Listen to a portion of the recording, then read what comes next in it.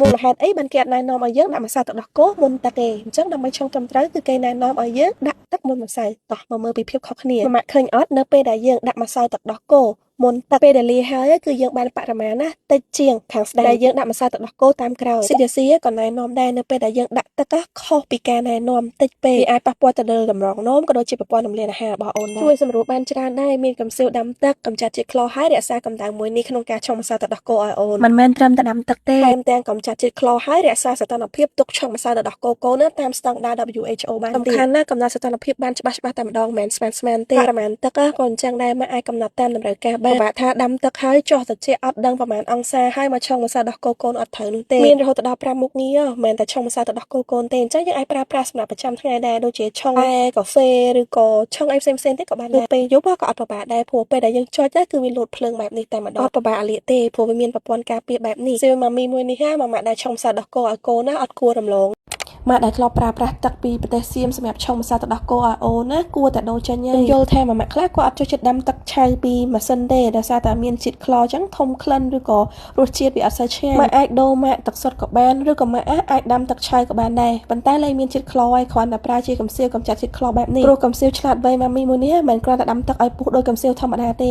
វាថែមទាំងកម្ចាត់ជាតិខ្លោទៀតស័ក្តិសមមែនតើសម្រាប់ម៉ាម៉ាក់ដែលមានអូនណាឆុងម្សៅទឹកដោះគោព្រោះមានអូនណាគឺត្រូវឆុងម្សៅទឹកដោះគោញាប់មែនតើយើងអត់អាចថាងាកទៅដាំទឹកបានហើយកំសៀវនេះគឺក្រៅពីដាំទឹកកម្ចាត់ជាតិខ្លោវារក្សាកម្ដៅអញ្ចឹងយើងត្រូវការពេលណាក៏បានដែរហើយដូចដឹងអញ្ចឹងថាការឆុងម្សៅទឹកដោះគោណាត្រូវការនៅបរិមាណណាត្រឹមត្រូវជាក់លាក់ច្បាស់លាស់ហើយម៉ាស៊ីននេះគឺអូតូស្វ័យប្រវត្តិតែម្ដងមិនគ្រាន់តែកំណត់សីតុណ្ហភាពទេកំណត់បរិមាណណាគឺបានច្បាស់តែម្ដងមានមុខងារឡុកកុំឲ្យយើងរលាកទឹកក្តៅផ្ដេសផ្ដាស់ដល់ចៃដន្យទៀតអត់បារម្ភថាកូនចុចចៃដន្យឬក៏លេងអីទៅរលាកនោះទេហើយអត់មានរលាកទេដោយសារតែវាមានប្រព័ន្ធការពារបែបនេះមិនជាកែវទៅទេយើងប៉ះទៅដៃទៅរលាកនោះទេទំនើបមែនប៉ិតតែតម្លៃសមរម្យហើយមាន promotion discount ថែមទាំង free ដឹកថែមទៀតផ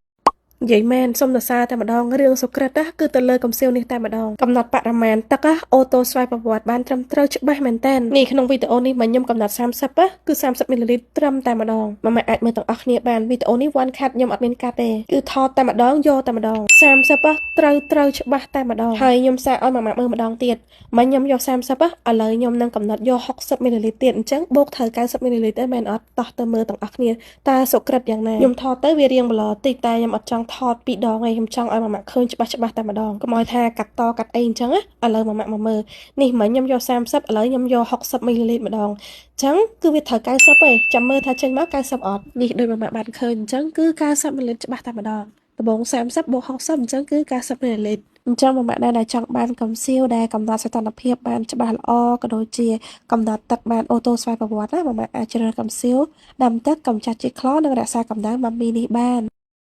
តើខុសពីកំសៀវធម្មតាមិនទៅកំសៀវដាំទឹកកម្ចាត់ជាតិខ្លោហើយរក្សាកម្ដៅម៉ាមីមួយនេះចំណុចដែលដូចគ្នាគឺវាអាចដាំទឹកឲ្យពុះដូចគ្នាតែចំណុចខុសគ្នាគឺកំសៀវធម្មតាអត់អាចកម្ចាត់ជាតិខ្លោបានទ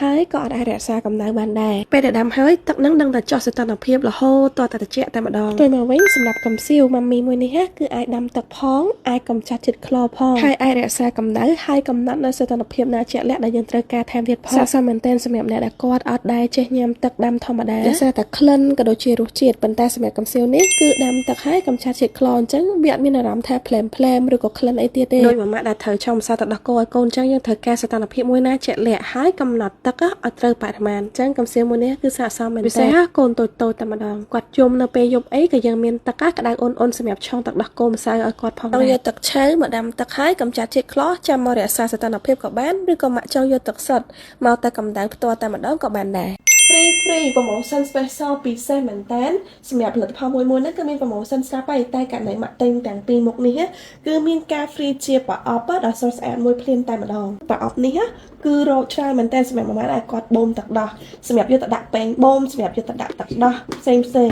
ប៉ុន្តែសម្រាប់ម៉ាម៉ាដែលគាត់បូមទឹកដោះក៏ត្រូវការដែរយើងអាចយកទៅដាក់ជា first aid ថ្នាំពេទ្យកូនឬក៏សម្ភារៈប្រើប្រាស់ផ្សេងទៀតឲ្យមានរបៀបរៀបរយយ៉ាងងាយស្រួលមែនតើ